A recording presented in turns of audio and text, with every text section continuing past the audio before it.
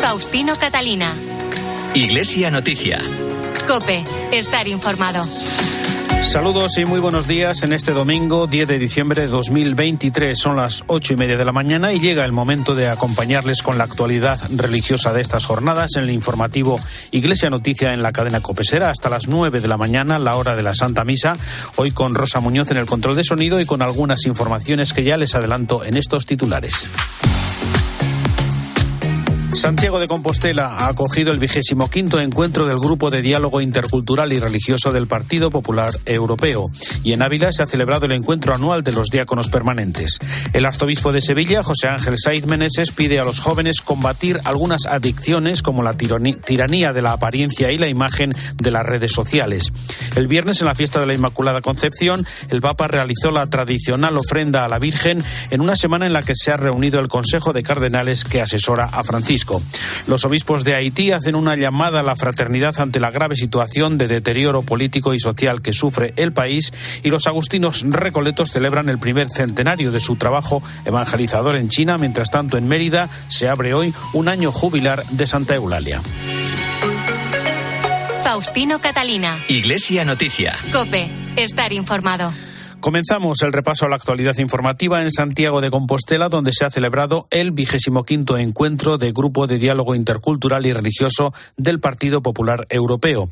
Han participado junto a representantes políticos, líderes religiosos cristianos, musulmanes y judíos que han debatido sobre el papel de las religiones en el actual contexto sociopolítico. COPE Santiago, Patricia Iglesias, buenos días. Buenos días. Casi un centenar de participantes en este encuentro que conmemoró el 25 aniversario del Grupo de Diálogo Intercultural y Religioso que el PP tiene en el Parlamento Europeo. Un diálogo que fue el hilo conductor de todas las ponencias. Vacuna, decía uno de los oradores, contra las crisis que afectan a nuestra sociedad. El arzobispo de Santiago, Monseñor Prieto, decía que para ir más allá de la retórica es imprescindible conocer al otro y poner a la persona en el centro. Cuanto más rico es el conocimiento de otras religiones, de otras tradiciones religiosas, más está uno capacitado para este diálogo y para convivir de manera auténtica con quien profesa otras religiones. Las diferentes religiones, en el contexto de un diálogo abierto entre las culturas, pueden y deben aportar una riqueza decisiva para la formación de la conciencia humana acerca de esos valores comunes en los cuales todos nos debemos reconocer. Y en ese conocer al otro, pieza clave la educación. El decano de la Facultad de Teología de Comillas, Francisco Ramírez, ponía un ejemplo de sus propias clases de Biblia en las que también hay un acercamiento a la Torá. Y desde ahí intento explicarles San Pablo en un modo que no sea irrespetuoso, que no sea trivializador, que no sea negador de la... Entonces, cuando te formas ahí, yo creo que sale gente mucho más tolerante y mucho más capaz de dialogar y de no pretender supremacía. Como era de esperar, hubo muchas menciones expresas a las guerras en Ucrania o Oriente Medio. Varios de los ponentes insistieron en separar conflicto religioso de lucha territorial. El director de la Escuela Bíblica de Jerusalén, que precisamente tuvo que participar online a causa de la guerra, solicitó una mayor implicación de Europa para conseguir la paz. Como otros años en estas fechas, se ha celebrado un encuentro nacional de los diáconos permanentes, en esta ocasión en Ávila, como nos informa la delegada diocesana de Medios de Comunicación, Auxi Rueda. Buenos días. El Puente de la Inmaculada ha servido para que los diáconos permanentes de todas las diócesis de España se reunieran aquí en Ávila y hablaran de la importancia de esta figura, de este ministerio ordenado, bajo el lema diácono permanente, servidor de Dios y de los hombres. Precisamente esa palabra, la de servicio, la de ser servidores, es la que más se ha escuchado en la ponencia de estos días. Junto a ella, también los diáconos han querido dejar claro que no vienen a sustituir a nadie, que su papel no es el de sustituir o suplir la labor de los sacerdotes, sino más bien todo lo contrario, servir a la Iglesia, a los pastores y a los presbíteros. Las jornadas comenzaban con la intervención de Monseñor John Enrique Vives, el presidente de la Comisión Episcopal para el Clero, y durante estos días hemos podido escuchar, entre otros, las diferentes experiencias sobre las fases diocesanas del sínodo, también como labor de servir servicio en las distintas diócesis. Los diáconos permanentes, además, han tenido tiempo para conocer de cerca la espiritualidad teresiana. Han tenido un encuentro con las carmelitas del Convento de la Encarnación, en el que se presentaron además diversos testimonios y pudieron conocer de primera mano también la casa natal de Santa Teresa de Jesús. En definitiva, unas jornadas de fraternidad en las que de nuevo se dejó claro que la figura del diácono permanente es clave para entender el servicio dentro de la Iglesia. Un estudio publicado por el Servicio Jesuita a Migrantes analiza el impacto negativo que tiene en los derechos de las personas migrantes el acceso y uso de las herramientas digitales en su vida diaria. Señala como principales necesidades la alfabetización y formación, además de la exposición a una brecha de seguridad que facilita estafas, fraudes y suplantaciones de identidad. Cuando llegué acá a España, todo era digital. Todo era internet. La verdad que yo no sabía mucho. Pasé a inscribirme al consulado de mi país para sacar mi DNI, para mi pasaporte. Todo fue online. Me fue dificultoso. Me sentía frustrada. Gracias a SJM y a Pueblos Unidos por ayudarnos, ¿no? Y por darnos este curso de manera totalmente gratuita. Desde el nivel de acceso a la tecnología, ya sea por falta de competencias digitales o por falta de recursos económicos, de no poder acceder a un ordenador o un móvil. Nuestro papel como organización social es no dejar a nadie atrás y que todas las personas puedan ejercer plenamente sus derechos. Desde el SJM nuestra misión es que todas las personas migrantes puedan ejercer plenamente su ciudadanía y que su inclusión sea verdadera en todos los niveles. El cardenal Juan José Omella ha felicitado a quienes han impulsado la puesta en marcha de un acuerdo para promover un pacto de Estado que proteja a los niños del acoso o la pornografía. El presidente de la Conferencia Episcopal ha destacado la preocupación de la Iglesia por las consecuencias dolorosas que causa en los menores y sus familias el acceso de niños y adolescentes sin control a las pantallas de los teléfonos móviles o las redes sociales. También en su última carta pastoral, el arzobispo de Sevilla anima a los jóvenes a afrontar el desafiante futuro incierto, la soledad y la depresión, además de algunas adicciones como la tiranía de la apariencia y la imagen. José Ángel Saiz Meneses se refiere concretamente a lo que llama la selfitis, como el uso abusivo de autorretratos que en muchos casos encubre una falta de autoestima y que puede convertirse en una verdadera adicción. Y les anima en una amplia carta pastoral a no tener miedo. No tengáis miedo. La reciente Jornada Mundial de la Juventud de Lisboa ha significado poner de nuevo la atención en la realidad de los jóvenes. Es preciso que sepamos escuchar sus deseos y aspiraciones, sus críticas y lamentos. Sobre todo hay que estar atentos a sus necesidades. Jóvenes, no tengáis miedo al encuentro con Cristo, que transformará vuestra vida, que os cambiará el corazón, que os hará formar parte de una gran familia, la Iglesia, y ser protagonistas de la misión evangelizadora para cambiar el mundo. Tenéis una misión grande que cumplir, hacedlo con generosidad. Esta carta pastoral está escrita para vosotros con todo el cariño y la esperanza. El Museo del Real Sitio de Covadonga ha reabierto sus puertas gracias a un proyecto de mecenazgo de la Fundación María Cristina Massaveu que contribuirá a dar a conocer mejor este enclave de singular trascendencia histórica, religiosa y paisajística. COPE Gijón, Eduardo González. La reforma del nuevo museo ha sido posible gracias al mecenazgo de la Fundación María Cristina Massaveu Peterson. Se ha diseñado un espacio expositivo dividido en 7 salas en las que se repasa la historia de la monarquía asturiana con una colección de pinturas propiedad del Museo del Prado. Los fondos artísticos del nuevo Museo de Covadonga están formados por 133 piezas con escultura, joyería, dibujos y artes decorativas seleccionadas por los doctores en Historia del Arte de la Universidad de Oviedo, Vidal de la Madrid y Yayoi Kawamura. Para Monseñor Jesús Sanz Montes, arzobispo de Oviedo, estamos ante un espectacular recorrido por la historia del Real Sitio. En donde se expresa la belleza del entorno, que nos preside aquí en estas montañas de Covadonga, la historia de un pueblo y la expresión de la fe de una religiosidad popular. Y esto está a través del talento de nuestros artistas y de todo lo que en un museo que tiene un itinerario pedagógico podemos ofrecer a toda la gente que venga a visitarnos. El Real Sitio de Covadonga añade la reforma de su museo a los muchos atractivos que tiene un santuario mariano único en el norte de España, que es el lugar más visitado del Principado de Asturias.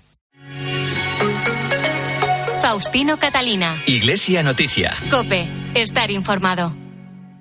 UMAS, mutua especialista en seguros para el sector educativo. Ofrecemos una solución integral para los colegios y guarderías. Daños patrimoniales, responsabilidad civil, accidentes de alumnos. Más de 1.400 centros ya confían en nosotros. Visítanos en umas.es. UMAS, más de 40 años de vocación de servicio. Iglesia Noticia. COPE. Estar informado.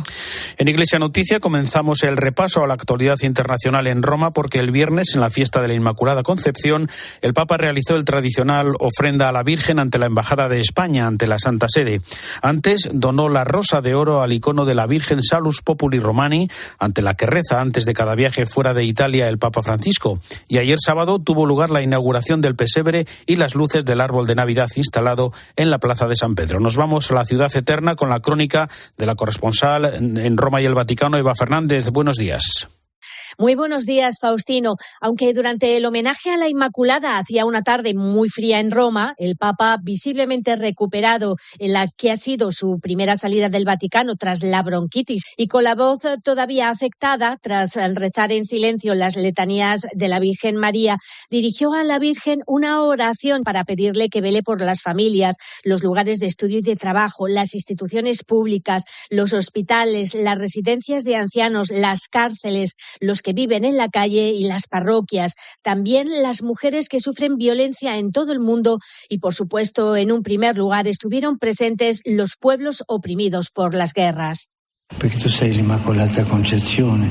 Porque tú eres la Inmaculada Concepción. El solo hecho de que existas nos recuerda que el mal no tiene ni la primera ni la última palabra, que nuestro destino no es la muerte sino la vida, que no es el odio sino la hermandad, que no es el conflicto sino la armonía, no es la guerra sino la paz. No es la guerra, ma la pace.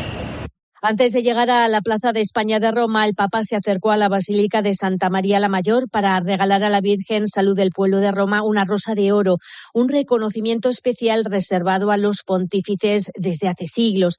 Y efectivamente, desde ayer por la tarde, todos los que se acerquen a la Plaza de San Pedro podrán disfrutar del nacimiento que este año conmemora el 800 aniversario del primer pesebre que San Francisco creó en la localidad italiana de Greccio, con figuras monumentales que recrean las figuras que aparecen en los frescos de la famosa gruta. El inmenso abeto blanco procede del Valle de Mayra. La inauguración estuvo presidida por el cardenal Fernando Vérguez Alzaga, presidente del Gobernatorato del Estado de la Ciudad del Vaticano.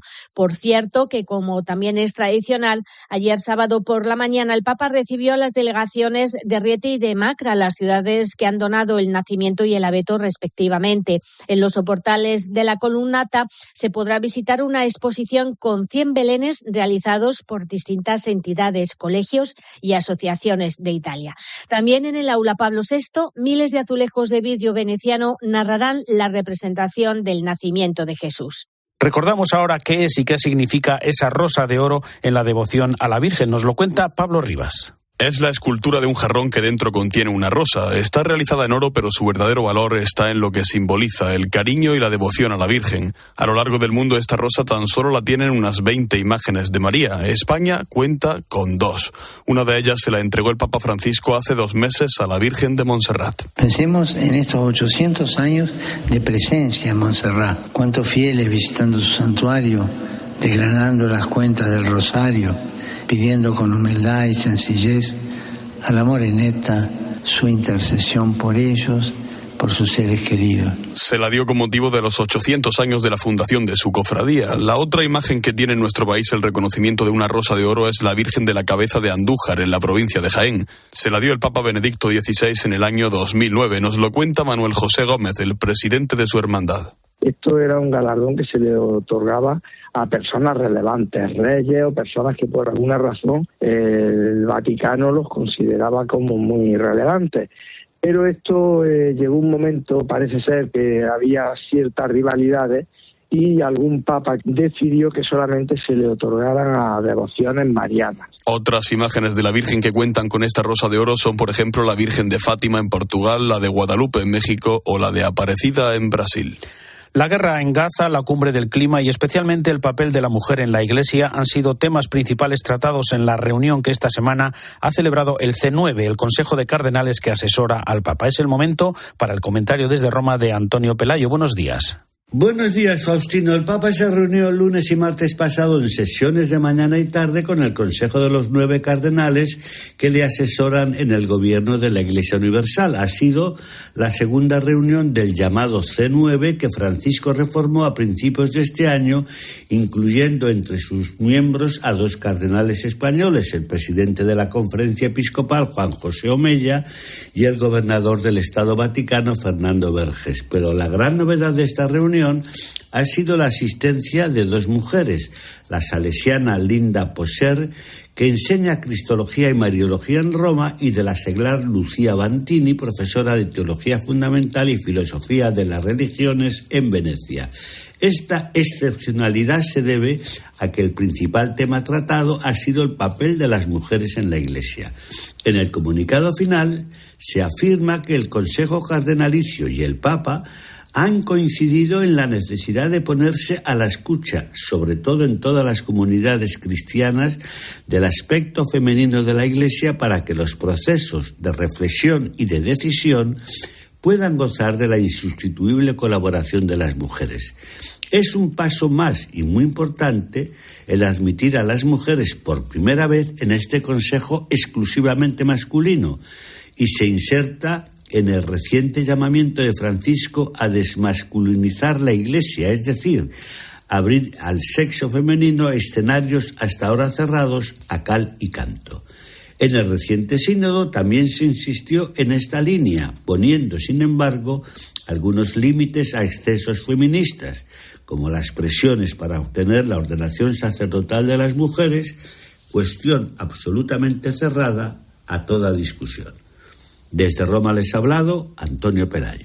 Gracias, Antonio. Seguimos en el Vaticano porque tras la audiencia general del miércoles, con un nuevo recuerdo a las guerras y conflictos, el Papa recibió a 3 premios Nobel que le entregaron un documento para promocionar la paz y la fraternidad en nuestro mundo. Cuéntanos, Eva.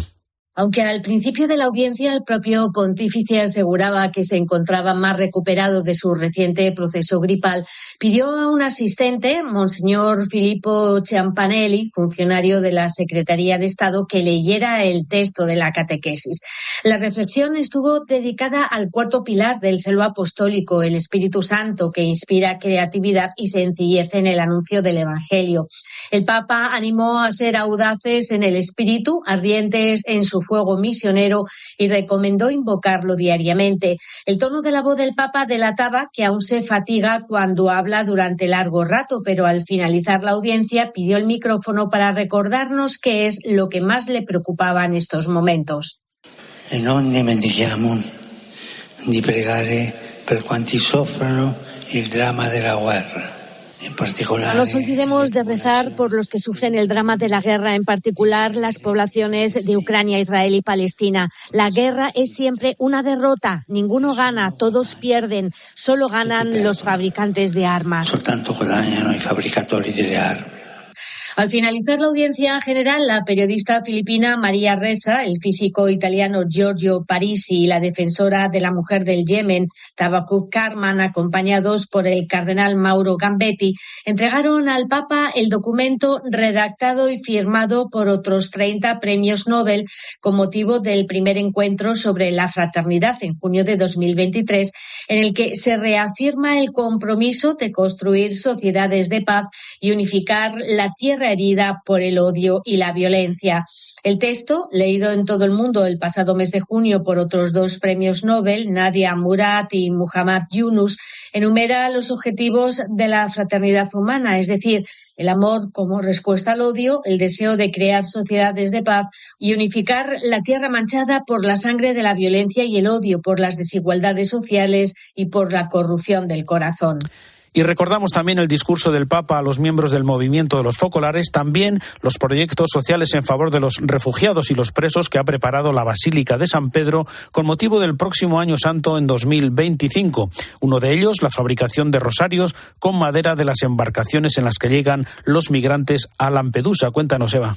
En los encuentros que el Papa mantiene con los focolares siempre hay ambiente de alegría y buen humor. El movimiento, que por estatutos preside una mujer, como lo fueron Chiara Lubitsch, María Bocce y la actual presidenta Margaret Carran, cumple 80 años de vida. Durante la audiencia, el Papa los animó a mantener un compromiso por la paz, recordando la inspiración de la fundadora durante la Segunda Guerra Mundial.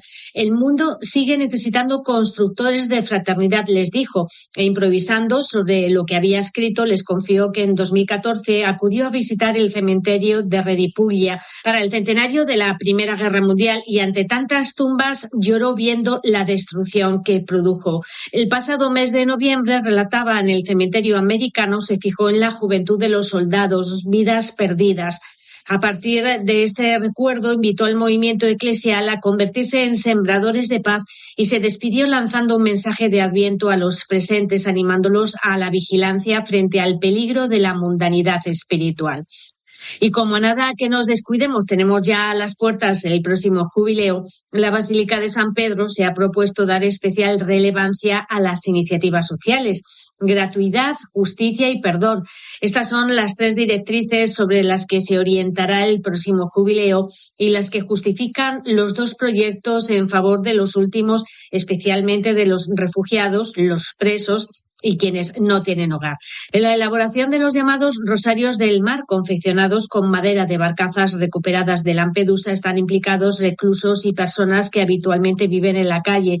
Se pondrán a disposición de los peregrinos y los beneficios estarán destinados a proyectos sociales. También se está trabajando en otro proyecto en el que se ofrece una oportunidad laboral a detenidos recién salidos de prisión y que cumplan los requisitos con el fin de que puedan reinsertarse. Algunos de ellos trabajan en el mantenimiento ordinario de la Basílica de San Pedro. Gracias, Eva. Nos vamos ahora hasta Francia, donde 1 de cada 2 jóvenes dice no practicar ninguna religión, que tiene un papel escaso o nulo en su vida personal, al tiempo que consideran ha disminuido su presencia en la sociedad. Datos de una amplia encuesta con los datos que nos amplía desde París. Asunción Serena, buenos días. Hola, buenos días. Se trata de una encuesta realizada por los historiadores Charles Mercier y Philippe Portier sobre la relación entre los jóvenes de 18 a 30 años y la laicidad, de la que se desprende que los jóvenes se muestran mucho más abiertos que sus mayores a reconocer la diferencia del otro, en particular respecto a los signos ostensibles de pertenencia a una religión como la kipa, el velo o una gran cruz. El 52% de los encuestados dice que no tiene ninguna religión, aunque se trata más de un rechazo a las instituciones que a lo espiritual. Al mismo tiempo, aunque están menos afiliados a una religión institucional, esta encuesta constata que la religión está resurgiendo entre las nuevas generaciones. El 43% afirma creer en Dios, lo que representa 5 puntos por encima del conjunto de la población, y el 38% dice que pertenece a una religión. Son un 22% de cristianos, de los que el 18% son católicos, y 12% musulmanes. También hay un 10% que no sabe o no quiere responder a esa pregunta. También es noticia estos días, esta semana, los trabajos de restauración de Notre Dame. Ya han colocado la cruz que corona la flecha de la catedral y a un año de la inauguración, el presidente Emmanuel Macron ha querido visitar las obras y rendir homenaje al general Georges Gelang, que ha dirigido estas obras de mano de acero hasta su fallecimiento este verano en un accidente de montaña. Han grabado su nombre en la estructura de madera de la flecha para marcar así su papel determinante en la restauración de la catedral. En su mensaje para Adviento, los obispos de Haití hacen una llamada a la fraternidad en un pueblo que está herido y desgarrado por las luchas fratricidas, por el poder, la avaricia, las políticas divisivas, los sistemas de ganancias desenfrenados y las tendencias ideológicas manipuladoras. Invitan a los haitianos a emprender un camino de diálogo y a trabajar juntos para ayudar a generar la esperanza que representa el nacimiento de Jesús. Y el martes se iniciaron en la parroquia de Santa Rita de Madrid las celebraciones del primer centenario de la misión china de los agustinos recoletos, que se prolongarán hasta el 20 de octubre de 2024, con este balance de Fray Carlos González, que es el prior de San Nicolás de Tolentino, en declaraciones a Vatican News. Lo hicieron con mucha decisión, pues llegaron hasta 10,000 los cristianos ahí antes de la llegada de Mao Zedong. Ahora es difícil contar los que son cristianos, pero bueno, ha ido creciendo. Hay una buena comunidad de cristianos ahí en esa región de Henan, en China. Nuestra misión de Shanqiu, ahí hay 10 religiosos actualmente, otros trabajan en otras diócesis cercanas. La evangelización es el fruto más grande. También, pues como decía, hay vocaciones a la vida religiosa, tanto masculina como femenina. Hay unas 20 y tantas agustinas recoletas que trabajan allá también en la misión, además de nuestros 10 religiosos agustinos recoletos que están trabajando ahora. Hay algunos religiosos chinos que están acá también en España, y luego realizaron una intensa labor social junto a la evangelización. Esta Navidad celebramos los 800 años de la creación del primer Belén en Grecho por San Francisco de Asís, una representación del nacimiento que no falta estos días en rincones de casas, de pueblos, de ciudades. Uno de ellos es el que está considerado el Belén más grande del mundo en Burgos, uno de los principales recursos turísticos de la Navidad desde hace 31 años que monta el Ejército. COPE Burgos, Raúl González. En concreto, el Regimiento de Transmisiones número 22 de Castrillo del Val. Tiene 500 metros cuadrados y más de 2.300 figuras que cuentan toda la historia de la salvación. El coordinador de estos trabajos es el teniente Enrique Menayo. Mira, ya llegamos a las 120 escenas, tenemos muchas novedades. Este año vamos a poner la última escena del Apocalipsis, la vamos a poner sobre el agua. También tenemos hecho el Palacio del Rey Salomón, reformado prácticamente nuevo.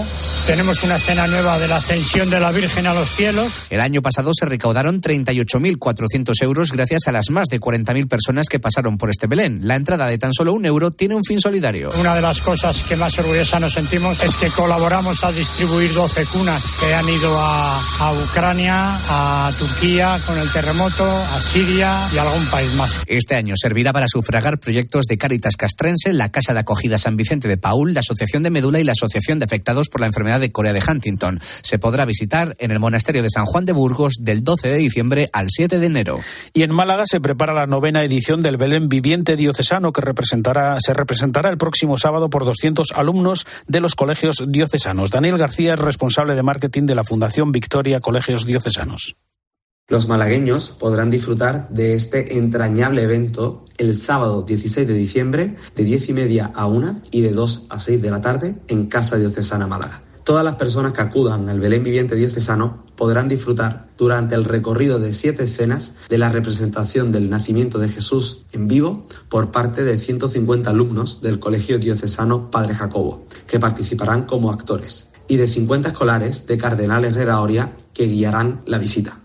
La entrada es totalmente gratuita y además la jornada contará con actividades infantiles, mercadillo navideño solidario y recogida de juguetes en favor de Aboy. La unión hace la fuerza, afirma el cardenal Juan José Omella en un mensaje de Twitter en el que recuerda que el trabajo por la comunión entre los diferentes y el esfuerzo por asegurar una vida digna a las personas aseguran la paz en la sociedad. A continuación, el presidente de la Conferencia Episcopal comparte la oración en forma de canción Solo le pido a Dios, con la que judíos, musulmanes y cristianos lanzan un grito a Dios por la paz.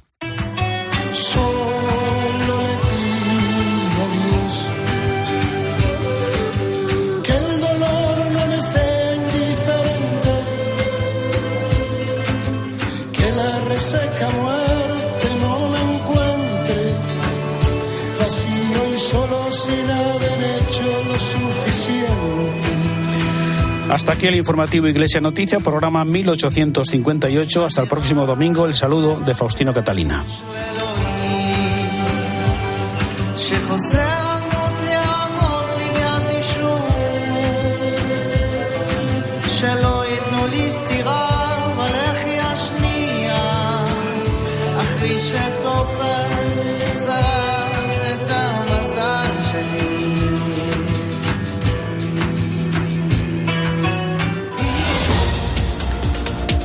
Domingo 10 de diciembre, último día del Puente de la Constitución y la Inmaculada, con la operación retorno en marcha en múltiples puntos de España. Se espera que hoy se produzca el retorno de gran parte de los casi 8 millones de desplazamientos que la Dirección General de Tráfico ha estimado. Este puente ha batido muchos récords de turismo y se estima que los datos han superado a los previos a la pandemia. Además, Renfe ha anunciado esta mañana la restauración de la circulación ferroviaria entre las estaciones madrileñas de Atocha y Recoletos. pasajeros. Permite recuperar el servicio habitual en las líneas de cercanías y también en los trenes de media y larga distancia con destinos a Andalucía o Extremadura. Fuera de España, en Argentina tiene lugar hoy la investidura de Javier Milei como nuevo presidente de la Casa Rosada. Lo hará con la presencia del rey Felipe VI, que se reunió ayer con el nuevo presidente, y del secretario de Estado para Iberoamérica, Juan Fernández Trigo. Lo hará con una inflación disparada en el país. Y desde Palestina informan del fallecimiento de 210 palestinos durante el sábado por las incursiones del ejército israelí en Deir al-Bala. Además, añaden que hasta 17.000 palestinos han muerto desde que se iniciase la ofensiva en octubre, mientras que Israel asegura que han sido muchos menos. Además, el primer ministro israelí, Benjamin Netanyahu, ha agradecido a Estados Unidos por el veto de la resolución de Naciones Unidas que pedía el alto al fuego.